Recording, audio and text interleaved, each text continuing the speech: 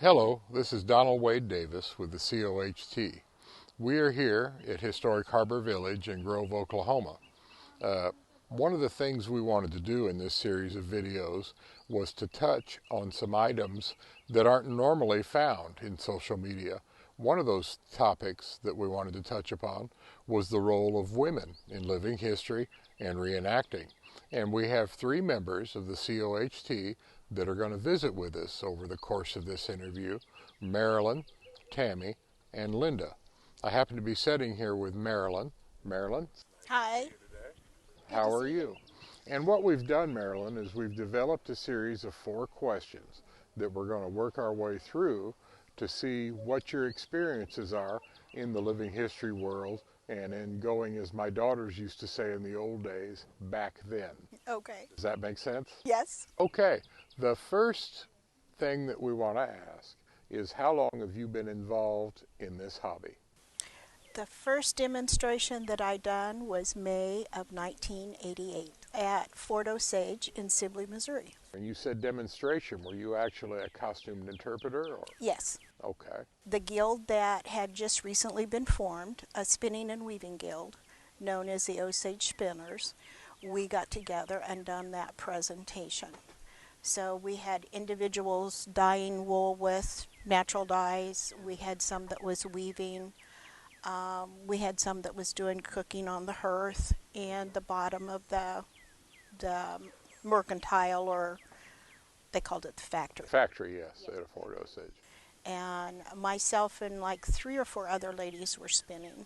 Okay, very good. So spinning was a hobby or a avocation that you did before you became involved as a presenter. Right. So it was a skill you brought with you into the hobby. Right. Okay, very good, very good. As you started this and went down the role giving a demonstration, what attracted you to this? History. Okay.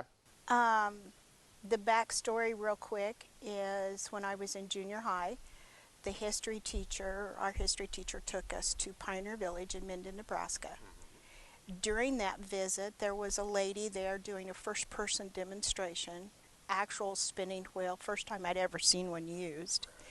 And I asked her what she was spinning, and she said, collie dog hair. And I asked her why, and she said, well, the coyotes have come in and killed all my sheep, and I need new socks for the winter. And the seed was planted. Yeah. Little did I know that I was going to be told the day after I got married, because I go off to college and I come back and I marry a 3rd-generation sheep shearer. Mm-hmm.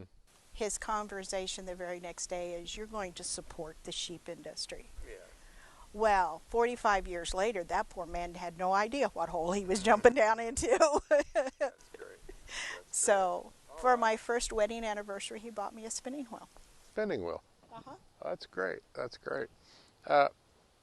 So you've been doing this over 30-some years. Yes. And what are you portraying now? I notice you're dressed appropriate to a period. Could you explain the time period you're portraying? 1840s, 1850s, and the reason for that is that's when a lot of my family immigrated from the foreign countries. Okay. And some of them settled first around the Great Lakes and then moved into the Kansas and Nebraska area when that was opened up, right around the time of the Civil War. And 1854 was the Kansas-Nebraska Act, yeah. yeah. So you've brought an element of family history to your interpretation. Yeah. Do you find that makes it easier to do what you do? I think it's more fun Mm-hmm. because I am attempting to educate people to what my grandparents and great-grandparents would have gone through during their times of settling in the prairie. You know, they didn't have Walmart to run to. They didn't have 8-foot closets. Yeah. You know, a homestead cabin, when you first built whatever you were going to live in, was basically 12 foot by 12 foot. Yeah. Whether you were mom and dad and 1 child, or whether you was mom and dad and 12 kids. Yeah. So you had to survive. Mm-hmm.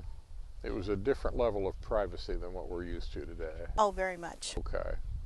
If you had a bit of advice to offer someone who out there watching us might be interested in entering the hobby or coming to an event for the first time, given your 30 some years of experience, which is impressive because you're only what, 35, 36? Oh, bless your heart. What would that bit of advice be? Don't feel like you have to jump in with both barrels at once. Do it slowly. Learn what is works for you. You know, I do the spinning interpretation, the farm wife. Somebody else may not want to. They might want to be a merchant. And if they do, what time period of a merchant do you want to be? You know, do you want to be a doctor of the 1850s? Yes. And from your practical experience, looking back to your own family tree and genealogy might be helpful too. Yes, because you'll find out that, you know, well, in my family history, um, we've got generation after generation that has been shepherds, farm workers, spinners, and weavers, you know, whereas somebody else may actually come down from royalty. The other side, on my husband's side of the family, he has a grandmother that was a lady in waiting to Queen Victoria. Oh my goodness. So, you know, there's all kinds of family history that you can bring in, and you can study that person out, the time period in which they lived, and interpretate their life or what you perceive their life to be. Very good. Well, thank you, Marilyn. You're welcome. You're welcome. We'll see you on down the trail. I will. Hi, Tammy. How you Hi, Dave. How are you? doing? I'm doing well. Thank you. Thank you. I'm glad that you decided to come on camera with us, reach out to the billions of millions of people that we're reaching out to here at the COHT. And we have 4 basic questions that we're asking the women of the COHT. And the first one that we're asking is, how long have you been involved in living history reenacting? I attended my first one as a Flatlander in 1989. 1990, I got started. And like most people, I started out Mountain Man. And then in 91 or 2, I went to Fort de Chartres and got bit by the French colonial bug. It's been downhill ever since. Yes. Exactly. So yeah.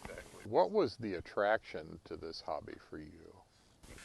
I think the people, and it was just, one, I liked history, and even though growing up we didn't camp because we were too busy farming, I liked camping. I liked the idea of camping, but I enjoyed history. I loved the clothing, and it was, at that time I was a single female and I had children, and it was a fairly cheap way to go see things and not having to put a lot of money out at the beginning. Right, so you probably sewed, correct? Did some sewing, recruited my sister to do sewing, and then my sister did a little bit of sewing. I did a little bit of sewing. And So you outfitted the family and drug them along. and drug them along. I have one daughter who's grown now, and you could not get her in a tent or a lodge. Her idea of roughing it is a cabin that probably doesn't have air conditioning. Yes, okay. Well, that's very good. And of course, that's 30 some years you've Yes. been doing this. You're dressed, interestingly. What is your portrayal now, today? Today it is a southeastern native. I would be, well, the Canadians would call me a Métis. So I would be a half-breed. My father was a trader with one of the fur companies, and my mother was a Creed, and we started up. The family started in Canada, but then we migrated in the South as my husband traded, and we ended up in the Southeast. Okay. So anyway, and it depends on when I wake up in the morning, how I feel, how I'll be dressed. Yes. And that's one thing I like about this hobby. You know, most of the time, large majority of the time you'll see me dressed as native, but there'll be days that you'll see me as Irish or colonial French. Hmm. Do you draw from any of your own heritage, or do you just pick things that interest you? I kind of pick things that interest me, Very good. you know. Like, I enjoy cooking, so, I may be the lady of the house cooking. Most of the time, I'm the trader's wife or the sutler's wife, and so you'll either see me native or you'll see me dressed as a colonial. Very good. Very good. In the number of years you've been doing this, what would be a bit of advice that you would give to someone who is interested in the hobby, perhaps seen the videos or saw our presence on the internet, and is interested in coming out? I think because you can put a lot of money into the hobby and you may change your mind, 2 or 3 times, and it can get expensive. So to me, I think I always tell everybody to get something basic. For a woman, get you a petticoat, get you a shift, get you a short gown, something very basic, and go out there and look around and see what everybody's doing. And if something catches your eye, talk to that person and learn a little bit more. Or if you have a certain time frame that you like, then research that time frame, see what it was like, what the clothing was, what activities there was for women, and go from there. So, All right. Well, thank you very much. thank you. Pleasure. Hi, Linda. How you doing? I'm good. I'm good. And you? Thank you for participating in our COHT series of videos. I appreciate that very much. And so will all of our viewers. Both of them. Both of them. Yeah. Okay. How long have you been involved in the reenacting living history hobby? I started in 1989, outfitted with a brand new tent to the first event I had ever been to. So kind of blind. Uh-huh. But made clothes for family, for me, did the best we could, had a wonderful time. It was Northeastern Primitive. Northeastern Primitive. Where was that located? Bennett's Meadow. It's either Mass or Connecticut, I don't, but East Coast. East Coast? Okay. From the east. All right. What attracted you to this? Probably a love of history, to be able to actually step into the books, the movies I'm drawn to. Mm-hmm. That was a big part of it. I walked by a pickup truck and had a powder horn on the front seat, and I went in and I was like, what's up with this? And brought me muzzle blasts, and there we go. Mm-hmm. So the rest, as they say, is history. Rest is history, good history. I notice you're wearing quite a wonderful outfit today. Could you tell us what your current portrayal is today? Well, today my petticoat is a little longer than usual because I do 1750 French Canadian, which is like mid-calf, scandalous to the missionaries. Oh, yes.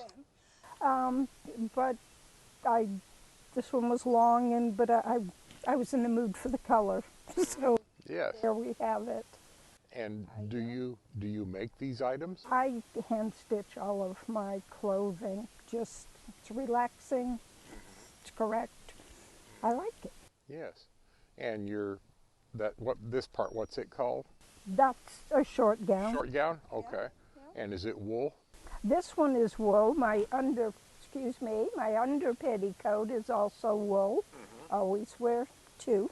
And this is an apron or This is another petticoat. It is linen. Yes. Okay. And then being French, you have a fourchard, Yes. the shawl. Yes. Is that linen or silk or? I'm not sure what this one is. I think it's a cotton, but it's very fine.